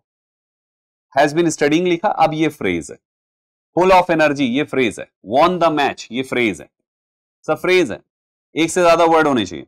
आपने एक चीज सुना होगा, फ्रेजल वर्ब होता है ना, फ्रेजल वर्ब, फ्रेजल वर्ब एक और टॉपिक होता है, idioms and phrase, idioms and phrases होता है ना। ये फ्रेजेस फ्रेजेस क्यों लिखते हैं यहां पे? क्योंकि फ्रेजल वर्ब में एक वर्ब होती है और साथ में एक प्रेपोजिशन होता है, कम से कम दो होते हैं फ्रेज बनने के लिए। इडियम्स एंड फ्रेजेस कभी भी एक शब्द का नहीं होगा, कम से कम दो होंगे। जैसे आपने कहा ब्रेक द आइस। अब यहां पे आप ध्यान से देखिए, तो हमने एक दो तीन वर्ड्स यहां पे लिख दिए हैं, तो ये आपका फ्रेज है। हमने लिख दिया LOOKINT, लुक इनटू, आप ध्यान से देखो, एक दो वर्ड्स यहां पे लिख दिए, तो ये हमारा फ्रेज है। समझ में आया? तो फ्रेज का मतलब एक से ज्यादा वर्ड्स होने चाहिए, एक से ज्यादा वर्ड्स में सब्जेक्ट और वर्ब नहीं होना चाहिए, क्योंकि सब्जेक्ट वर्ब हो गया ग्रुप में तो वो क्लॉज हो जाएगा, और अगर वो नहीं है ग्रुप का हिस्सा तो आपका वो फ्रेज है दोस्तों। तो ये जितने भी एग्जांपल्स हैं फ्रेज के हो जाते हैं। बच्चे, जब आपको वोकैबुलरी पढ़ाई जाएगी तो एक टर्म मैं बहुत बार यूज करता हूं, दैट इज प्रीफिक्स। प्रीफिक्स का मतलब है प्री, यानी पहले। अगर कोई चीज को फिक्स किया गया, कोई ऐसा शब्द या कुछ ऐसे अल्फाबेट्स जो किसी वर्ड के पहले फिक्स किए जाए तो एक नया वर्ड बन जाए, तो जो पहले फिक्स किया गया उसको प्रीफिक्स कहते हैं। जैसे पॉसिबल वर्ड है, इसके पहले इम लिख दिया गया, एक नया वर्ड बना, तो इम आपका प्रीफिक्स है। ठीक है, ऐसी इम पावर है, पावर के पहले इम जोड़ा, ये जो इम लिखा आपने वो प्रीफिक्स है। लाइक से पहले डिस आपका प्रीफिक्स है। तो किसी भी वर्ड के पहले जब आप कोई शब्द जोड़ देते हैं जिससे एक नया वर्ड बन जाता है, तो उस शब्द को ही हम प्रीफिक्स कहते हैं। जो प्री में फिक्स किया आपने, इसके प्री में क्या फिक्स किया? इम। इसके प्री में क्या फिक्स किया? डिस। इसके प्री में क्या फिक्स किया? इम। तो ये आपका जो पहला इम है, डिस है, वो आपका प्रीफिक्स है। एक आता है सफिक्स, सफिक्स में बाद में आता है, ये बाद में। जैसे फ्रेंड है, आपने ये जो फिक्स किया इसको सफिक्स कहते हैं। ब्रेक है, एज लगाया, ये सफिक्स है। टैलेंट है, ईडी लगाया, ये आपका सफिक्स है। तो जो बाद में जुड़े और एक नया वर्ड बना दे उसको सफिक्स कहते हैं, पहले जुड़े एक नया वर्ड बना दे उसको प्रीफिक्स कहते हैं। समझ गए? ये वोकैबुलरी का पार्ट है। एक टर्म और बच्चे वोकैबुलरी में मैं आपको पढ़ाऊंगा, that is root word vocabulary. Root word vocabulary के माध्यम से आप हर रोज का सैकड़ों वर्ड्स आसानी से याद कर सकते हैं। यहां पे होता क्या है कि एक रूट होता है जिसका कुछ पर्टिकुलर मीनिंग होता है। जैसे CIDE, साइड मतलब होता है हत्या, मर्डर, किसी की हत्या हो जाए। तो अगर किसी भी वर्ड के आखिरी में साइड आता है तो उसमें किसी ना किसी की हत्या हो जाती है मीनिंग में। जैसे अगर आप देखिए इंसेक्टिसाइड है ना, तो इसका मतलब है इंसेक्ट की हत्या। रेजीसाइड, रेजीसाइड, साइड मतलब हत्या, रेजी मतलब राजा, यानी राजा की हत्या। पैट्रीसाइड, साइड मतलब हत्या, पैट्री मतलब होता है पिता, यानी पिता की हत्या। मैट्रीसाइड, साइड मतलब हत्या, मैट्री मीन्स होता है माता, कोई अपनी माता की हत्या कर दे, है ना। पैरीसाइड, साइड मतलब हत्या, पैरी मतलब पेरेंट्स, पैरी मतलब पेरेंट्स, पेरेंट्स की हत्या। फ्रैट्रीसाइड, फ्रैट्रीसाइड, साइड मतलब हत्या, फ्रैट्री मीन्स होता है भाई, ब्रदर, तो भाई की हत्या। सोरोरीसाइड, साइड मतलब हत्या, सोरोरी मतलब होता है सिस्टर, SS से दोनों शुरू होता है। देखो याद हो गया कि नहीं हो गया? तो ऐसे ही याद किए जाते हैं भाई, बहुत आसान है, सब रटा दूंगा, आप चिंता मत करो। ऐसी एक और लिखा हुआ है किसी के लास्ट में, अच्छा इसमें एक वर्ड छोड़ देना, DECIDE, इसमें भी लास्ट में साइड है लेकिन इसका मतलब कुछ और, एक का वर्ड सब जगह मिलेंगे। देखो वोर है, इसका मतलब होता है ईट, जहां पे भी वोर आ गया, यहाँ पे देखो वोर आ गया, यहाँ पे भी देखो वोर आ गया, यहाँ पे भी देखो वोर आ गया, यहाँ भी देखो वोर आ गया। जिस भी वर्ड में वोर आ जाए, चाहे शुरू में या बीच में, उसका मतलब होता है कुछ खाने होने से संबंधित। तो जैसे पहला शब्द लिखा हुआ है कार्निवोरस, वोर मीन्स हो गया खाना, कार्न मतलब होता है मीट, तो आपको मीट खाने वाले को कार्निवोरस कहते हैं। हर्बीवोरस, वोर मीन्स हो गया खाना, हर्ब मीन्स होता है सब्जी, साग सब्जी, साग सब्जी खाने वाले को, इसका मतलब हो गया शाकाहारी। यहाँ पे वोर मतलब हो गया खाना, ओमनी मतलब होता है बोथ, जो दोनों को खाए, यानी साग सब्जी भी खाए, मांस मछली भी खाए, वो ओमनीवोरस है, उसको कहते हैं सर्वाहारी। वोरेशियस को मतलब हो गया पेटू, खूब खाए, पेटू खूबे खाए, खाए खाए खाए दबा के खाए, उसको हम वोरेशियस कहते हैं। तो बच्चे ये वो रूट्स हैं जिनके माध्यम से काफी आसान हो जाता है वोकैबुलरी याद करना। हम आपको रूट वर्ड के थ्रू भी वोकैब पढ़ा देंगे, जिससे आपकी वोकैबुलरी बहुत अच्छी हो जाएगी। मतलब मैं आप मान के चलो बच्चे 2000 से 5000 वर्ड्स याद करना आपके लिए बहुत आसान हो जाएगा। कुछ नहीं, अगर कोई भी बच्चा 300 रूट तैयार कर ले, बस 300 रूट से 2 से 5000 वोकैब तैयार। नेक्स्ट आते बच्चे, अगला वर्ड, एक टर्म यूज किया जाएगा, दैट इज डिटर्मिनर। कभी कभी हम बोलेंगे, इसकी भी जरूरत पड़ेगी, और खासतौर पे एडजेक्टिव में। डिटर्मिनर को एक्चुअली एडजेक्टिव होते हैं, बहुत आसान भाषा में बताता हूं, दोनों में फर्क है। इंग्लिश में एक टॉपिक है जिसका नाम है एडजेक्टिव। एक्चुअली एडजेक्टिव वो टॉपिक है, इसका काम होता है किसी नाउन या प्रोनाउन की क्वालिटी एड ऑन करना, PRONOU है, ठीक है, किसी नाउन या प्रोनाउन की क्वालिटी में एड ऑन करना। जैसे आपने कहा किसी गर्ल को आपने कह दिया ब्यूटीफुल, अब ये ब्यूटीफुल जो शब्द है वो इस नाउन की क्वालिटी बढ़ा रहा है। किसी लड़के के लिए आपने कह दिया टॉल, तो बॉय कैसा है, टॉल है, ये इसकी क्वालिटी बढ़ा रहा है। तो आप एक चीज देखेंगे, एडजेक्टिव में जनरली हम एडजेक्टिव्स को जब लिखते हैं तो जरूरत के हिसाब से हम कभी हम गुड लिखते हैं, तो कभी गुड से बना हुआ दूसरा वर्ड बेटर लिख देते हैं, तो कभी गुड से बना हुआ तीसरा वर्ड हम बेस्ट लिख देते हैं। कभी हम टॉल लिखते हैं, कभी टॉल से बना हुआ टॉलर लिख देते हैं, कभी हम टॉलर के बाद टॉलेस्ट लिख देते हैं, है ना, ऐसे होता है। ब्यूटीफुल कभी लिखते हैं, कभी मोर ब्यूटीफुल लिखते हैं, कभी मोस्ट ब्यूटीफुल लिखते हैं। ये जो रूप बदल रहे हैं ना भाइयों एडजेक्टिव के, इनको अंग्रेजी भाषा में डिग्री कहा जाता है। हम आपको पढ़ाएंगे इसको बहुत डिटेल में। पॉजिटिव डिग्री, कंपैरेटिव डिग्री और सुपरलेटिव डिग्री, 3 प्रकार की डिग्री होती है। तो ये पॉजिटिव है, ये कंपैरेटिव है, ये सुपरलेटिव है, ये एडजेक्टिव में आप पढ़ेंगे। मैं आपको जो पॉइंट यहां पे बताने वाला हूं वो ये कि जो एडजेक्टिव्स अपनी डिग्री बना लेते हैं, पॉजिटिव, कंपैरेटिव, सुपरलेटिव, उनको एडजेक्टिव्स कहा जाता है, और जिनकी डिग्री नहीं बनाई जाती है उनको डिटर्मिनर कहा जाता है। फर्क समझ में आया? जिनकी डिग्री बन जाती है वो एडजेक्टिव्स हैं, और जिनकी डिग्री नहीं बनेगी वो डिटर्मिनर्स है दोस्तों। तो डिटर्मिनर्स आर एडजेक्टिव्स, इसके रूप में परिवर्तन नहीं किया जाता है, राइट? ये 99% याद रखिएगा, ये पॉइंट काम करता है। A and the, my, our, your, his, her, their, its, once, some, all, much, both, few, whole, etcetera, बहुत सारे शब्द, इनकी डिग्री नहीं बनाई जाती, इसलिए इनको एडजेक्टिव ना बोल के डिटर्मिनर कह दिया गया। बाकी हैं ये भी एडजेक्टिव, बस डिग्री नहीं बनेगी इनकी। कुछ एग्जांपल्स लिखे हुए हैं, some, my, the, whole, society, whatever. तो इस तरीके से डिटर्मिनर्स हो गया। बच्चे एक टर्म और होता है इन्वर्जन, ये बड़ा आसान है, ये समझ जाओगे। इन्वर्जन का मतलब होता है जब कभी भी आप सब्जेक्ट से पहले सब्जेक्ट की वर्ब लिख देते हैं ना, जैसे इंटरोगेटिव सेंटेंस हमने दिया था ना, ठीक वैसे ही जब सब्जेक्ट से पहले सब्जेक्ट की वर्ब लिख दी जाती है, जो कई अलग अलग नियम से बनेंगे, उन्हीं मल्टीपल रूल्स में से एक रूल आपका इंटरोगेटिव का भी था, जब हम सब्जेक्ट से पहले वर्ब लिख रहे थे। और भी बहुत सारे रूल्स है जो इन्वर्जन में सिखाऊंगा। जब आप सब्जेक्ट से पहले वर्ब लिख देते हैं तो इसी को इन्वर्जन कहा जाता है। जैसे never have I seen such a beautiful sunset, तो आप ध्यान से देखिए, आपने सब्जेक्ट से पहले वर्ब लिखा, आपने सब्जेक्ट से पहले वर्ब लिखा है, आपने सब्जेक्ट से पहले वर्ब लिखा है, कभी केबल हेल्पिंग वर्ब होगी, कभी दोनों आ जाएंगे। आपने सब्जेक्ट से पहले वर्ब लिखा है, आपने सब्जेक्ट से पहले वर्ब लिखा है, सब्जेक्ट से पहले वर्ब होगा, तो वो इन्वर्जन है।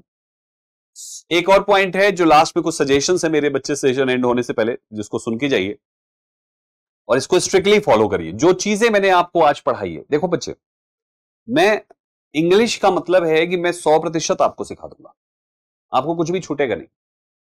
आपका इंग्लिश को लेकर जो खौफ है, जो टेंशन है, जो डर है, जो फियर है, फोबिया है, कैसे सीखें, मार्क्स कैसे बढ़ेंगे, सब मेरे पे छोड़ दो बच्चे, आप सब मुझ पे छोड़ दो। मैं गारंटी के साथ कहता हूं बच्चे, 14 साल हो गया, आप बच्चों ने ही संदीप केसरवानी सर को बनाया है, संदीप केसरवानी सर, आज से 14 साल पहले ऐसे थोड़ी थे जो आज आपके साथ हैं बच्चे। आज से 14 साल पहले, 15 साल पहले, 20 साल पहले ऐसे नहीं थे भाई।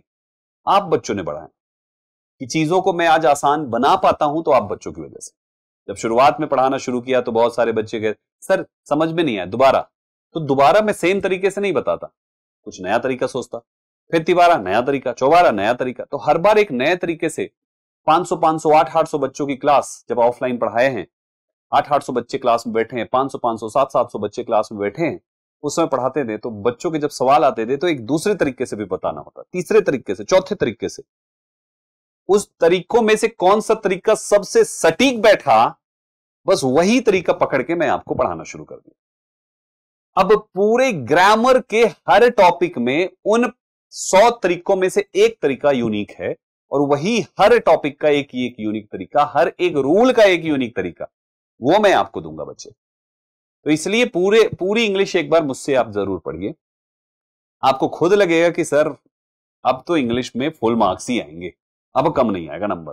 ठीक है, कुछ सजेशन है मेरे प्यारे बच्चों। जैसे सबसे पहला है नो योर सिलेबस। अगर आपने शुरुआत कर दी है और इस वीडियो को आपने अभी तक देख लिया है, तो इस वीडियो को खत्म करने के बाद अब आपको क्या करना है, जो एग्जाम की तैयारी कर रहे हो उसका सिलेबस अच्छे से जान जाइए।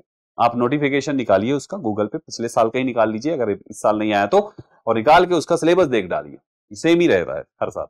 लर्न वोकैबुलरी एवरीडे, ये दिमाग में लॉक कर लीजिए, हर रोज आपको 30 से 50 वर्ड्स करने ही करने हैं। राइट, सोर्सेज मैं बता दूंगा आपको आगे चल के, लेकिन ये दिमाग में सेट करिए, रूटीन का हिस्सा ये रहेगा। ठीक है, तीसरे नंबर पे है improve comprehension skill. Comprehension skill improve करना बहुत जरूरी है, दैट इज रीडिंग पार्ट। आप जब पढ़ना शुरू करेंगे तो केवल ग्रामर पे नहीं टिकना है, आपको तीनों चीजें डेली पढ़नी है। आपको ग्रामर भी पढ़नी है, आपको वोकैब भी पढ़नी है, और आपको आधा घंटा कुछ भी आर्टिकल पढ़ना है, चाहे न्यूज़पेपर पढ़ो, चाहे कोई इंग्लिश की बुक पढ़ो, कुछ भी चॉइस आप अपने हिसाब से लीजिए। प्रैक्टिस रेगुलरली बच्चे, हर रोज केवल नया सीखने के पीछे मत भागिए, जो पढ़ रहे हैं उसकी प्रैक्टिस भी करना जरूरी है, जो पढ़ रहे हैं उसकी प्रैक्टिस भी करना जरूरी है। एक बार किसी बॉक्सर के लिए किसी आदमी ने कहा कि यार कोई वर्ल्ड चैंपियन बॉक्सर है, नाम बताइए क्या नाम है उसका, कोई अली करके हैं। तो इंटरव्यू में अली साहब कहते हैं कि सर आप इतने साल से चैंपियन हैं, पूरी दुनिया में आपका नाम है, डंका बजता है आपके नाम का, लोगों के फैन हैं आप, इस फील्ड में जो भी चाहता है वो आपकी फोटो लेके लगा लेता है, आपको कभी किसी से डर नहीं लगता? उन्होंने कहा लगता है मुझे। बोले कैसे कैसे बॉक्सर से आपको डर लगता है? तो उन्होंने पता है एक बड़ी शानदार बात बोली है, आपको बताता हूं। उन्होंने कहा कि मुझे उस इंसान से कभी डर नहीं लगता जिसने 10,000 तरीकों से प्रैक्टिस करी, मुझे उस इंसान से ज्यादा डर लगता है जिसने एक प्रैक्टिस को 10,000 बार करी। आप 10,000 अलग अलग एक बार प्रैक्टिस करके कभी भी कुछ नहीं कर सकते किसी का, लेकिन किसी एक प्रैक्टिस को 10,000 बार करके आप सामने वाले का मुंह तोड़ सकते हैं। इंग्लिश भी वही है, आप नया रूल्स इकट्ठा करने के चक्कर में पिछले रूल्स की प्रैक्टिस कहीं छोड़ मत देना। आप किसी एक रूल्स की प्रैक्टिस करो, आप एसएससी के एग्जाम पेपर का मुंह तोड़ के आएंगे, सच्ची बता रहा हूं। तो जो कुछ भी पढ़ें उस पर प्रैक्टिस ज्यादा से ज्यादा करें, ये आपके इंग्लिश का जो पाया है ना वो मजबूत करेगा। तो प्रैक्टिस करें, टाइम मैनेजमेंट पे काम करें, डेली बेसिस पे जब भी देखें तो आप ये देखें कि आपका किसी पेपर को सॉल्व करने में कितना टाइम लग रहा है, उस पर काम करते रहें। रिवीजन जरूरी है, पढ़े हुए चीजों को वीकली रिवाइज करते रहें, डेली बेसिस पे रिवीजन आधा एक घंटा करते रहें। क्वेश्चन एनालिसिस जरूर करें, जैसे आप कोई क्वेश्चन पेपर लगा रहे हैं और आपसे कुछ क्वेश्चंस गलत हो जाते हैं तो उसका आंसर देखकर उसका एनालिसिस जरूर करें। जो सही हो गए उस पर ध्यान नहीं देना है, जो गलत हो गए उस पर ध्यान देना है, उसका एनालिसिस करना है। और लास्ट में PYQ paper and mock test जरूर लगाएं, क्योंकि इसी से आपकी एक्यूरेसी, आपकी स्पीड, आपका टाइम मैनेजमेंट सब इसी से सेट होता है। तो इसलिए अपना PYQ paper and mock test जरूर से जरूर लगाएं दोस्तों। इन कुछ पॉइंट्स को आपको फॉलो करते चलना है। बाकी जो जो चीजें मैंने यहां पे आपको बताई है, प्रॉपर तरीके से नोट्स बनाते हुए पढ़ें।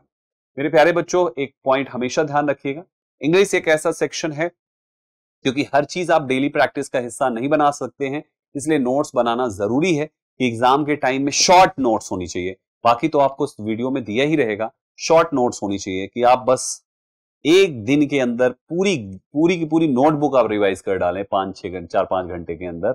इस तरीके से शॉर्ट नोट्स आप बनाएं, जितने भी रूल्स होते हैं प्रॉपर तरीके से रूल्स को शॉर्ट फॉर्म में with only one short example, not bigger than 5, 7, 8 words, छोटे छोटे एग्जाम्पल्स के साथ बनाएं ताकि चीजें आपको आसानी से समझ में आए। ठीक है, तो बस दोस्तों अभी के लिए केवल इतना ही। अगली क्लास में मिलेंगे, कुछ नए धमाकेदार टॉपिक के साथ शुरुआत करेंगे। जो आज पढ़ाया गया है इन सारे बेसिक्स को क्लियर कर लीजिए, नोट्स बनाइए। कुछ डाउट है तो वीडियो में कमेंट जरूर करिएगा। ठीक है, वीडियो कैसी लगी हमें कमेंट करके भी बताइएगा, मुझे अच्छा लगेगा अगर आपको अच्छी लगी है तो। एंड जो ट्रस्ट भी आप जुड़ गए हैं तो जुड़े रहिएगा, इंग्लिश 100% अच्छी करा देंगे। ठीक है, thank you very much for joining this session. See you in the next class. All the best guys, जय हिंद।